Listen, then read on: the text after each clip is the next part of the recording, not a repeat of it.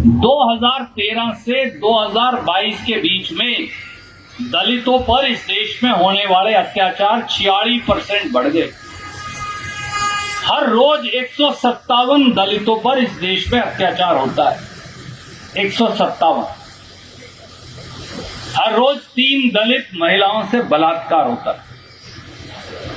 हर 12 minute में इस देश में लगभग 1 दलित अत्याचार का शिकार होता है।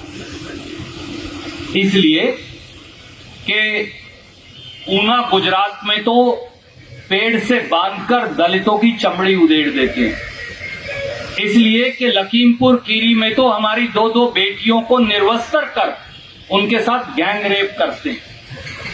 इसलिए कि उन्नाव हो या हाथरस हो, हमारी बेटियों को तो बलात्कार के बाद संस्कार का मौका भी नहीं मिलता, ये रात को ही फूंक देते हैं। इसलिए कि अगर आईपीएस ऑफिसर भी बन गई संगीता कालिया, जो दलित समाज की एक बेटी है, तो बीजेपी के हरियाणा के मंत्री उनको सार्वजनिक तौर से अपमानित करते हैं और अपमानित करने पर, विरोध करने पर आज 6 साल से उसको अच्छी पोस्टिंग नहीं मिली, गुड्डे लाइन लगाया हो। इसलिए कि अपने ही विधायक विशंबर दास वाल्मीकि को स्वतंत्र दिवस के मौके पर स्टेज से भगा के नीचे मारते हैं, क्योंकि वो एक दलित समाज से, वाल्मीकि समाज से। इसलिए कि बीजेपी के गुंडे संतोष सारवान चौहान, जो बीजेपी की विधायक थी उन दिनों मुलाना से, उन्होंने एफआईआर दर्ज करवाई कि बीजेपी के गुंडे मेरे सम्मान पर भी हमला बोल रहे हैं और मुझे जान से भी मारना चाहते हैं।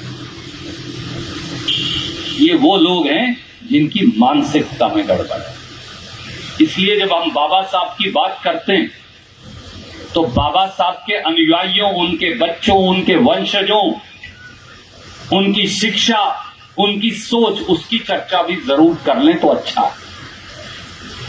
और साथियों, बाबा साहब की जयंती पर आइए एक संकल्प लें कि वो ताकतें जो संविधान को तोड़ना चाहती, जो गरीब और अमीर का अंतर और बड़ा करना चाहती, जो छुआछूत की प्रवृत्ति को दोबारा हिंदुस्तान में लाना चाहती हैं, जब तक एक कतरा खून का आपकी रगों में है, सो आपको बाबा साहब की मैं और आप मिलकर लड़ेंगे उस बात को।